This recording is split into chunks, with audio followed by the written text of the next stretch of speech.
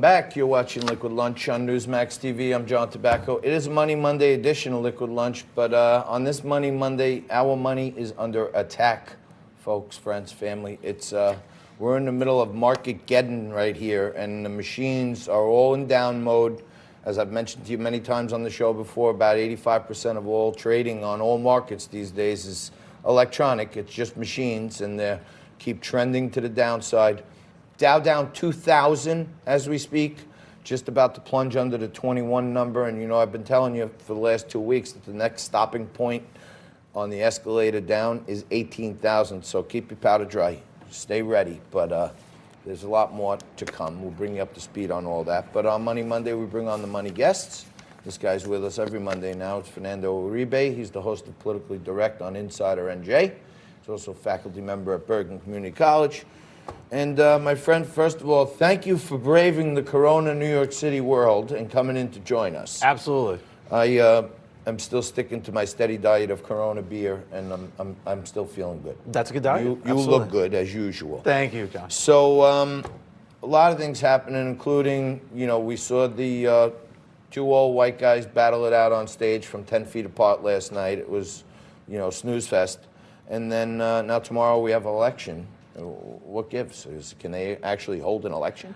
Well, it's interesting, though, John, last night watching these two very, you know, sort of experienced men in government, right, sort of like show off who has less knowledge about basic math and Econ 101 last night. And when I was watching Biden and Bernie sort of go at each other, it was interesting because they were sort of elaborating on, A, how unhappy they were with the president and his leadership during this pandemic, which I think it's been overblown.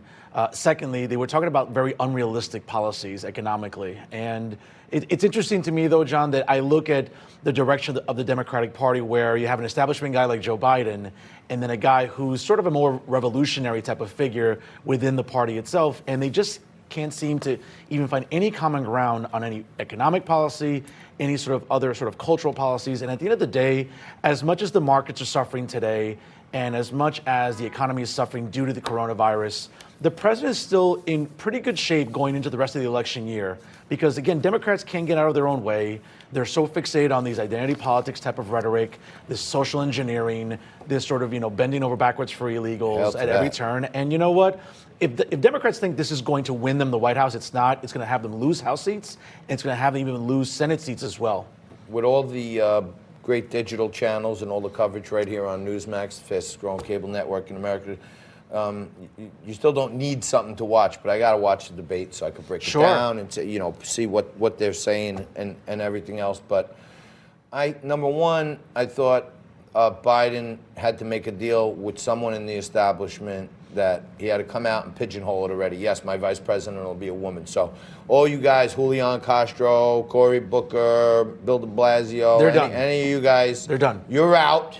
There's no equal opportunity laws. You don't get an interview. You must be a woman.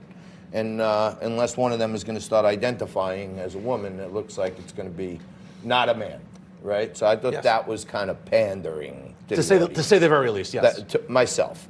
But I also expected, as Bernie realizes that he's withering out of the race, that he might try to keep the Bernie bros on board with Joe Biden and start going a little easier on him. But he was, for the extent a senior citizen could fire, he was firing some jabs at Joe. It wasn't a pillow fight. No, it wasn't. And one of the things, though, John, about the debate is we all know that listen, sort of like the guy he worked with for 8 years, if there isn't a teleprompter in front of Barack Obama, he struggled a lot in terms of talking to the public. And Joe Biden is sort of exemplifying the same behavior. Now, again, when he has to think on his feet quickly, listen, as much as I don't like his policies, I'll give Bernie Sanders his due. He's a good debater. He's quick on his feet. He's very sort of judicious in how he's able to sort of convey his points. And it showed last night because he was dancing circles around Biden on multiple occasions. He was telling people in live time to go on YouTube and to search out quotes by Joe Biden, John, about the time that when Joe was in the Senate arguing about sort of cutting Social Security, about advocating for other programs that, quite frankly, are undercutting the base of the Democratic Party. And Bernie was calling him out on it. And Joe, of course, was deflecting.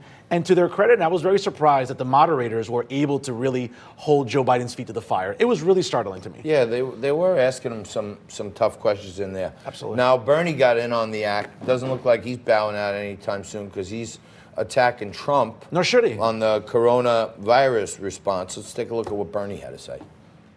Dr. Anthony Fauci acknowledged that it's possible that hundreds of thousands, if not millions of Americans could die from the coronavirus in a worst case scenario.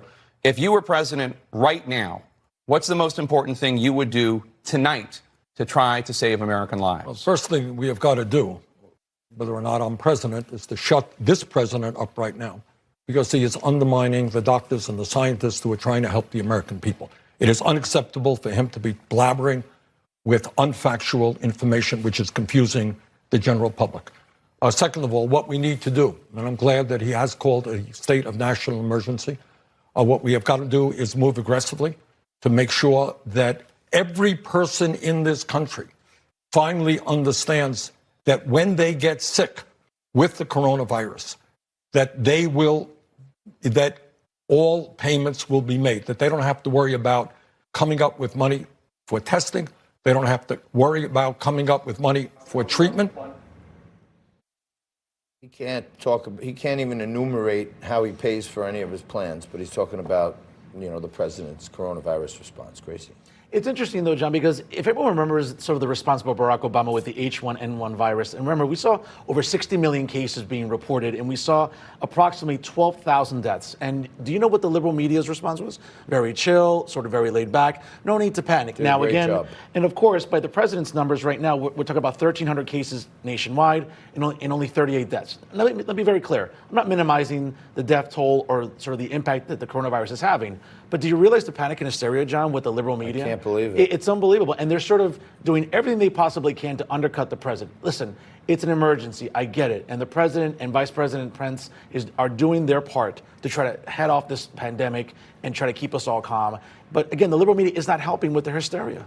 I think they are fomenting the fear, but we do have to stay alert and very nimble because a lot of crazy things are happening. So thank you for joining us, my friend. Really appreciate it. Thank you, John. Fernando Uribe. Check him out on Politically Direct on Insider NJ, and or go down to Bergen Community College whenever it reopens. But thank you, bud. Appreciate it. Thank you for being there with us through the hour. Stick right there. We're coming back with Walker Bragman, a regular on the show, with some interesting Corona news of his own. Walter Bragman will join us right after this.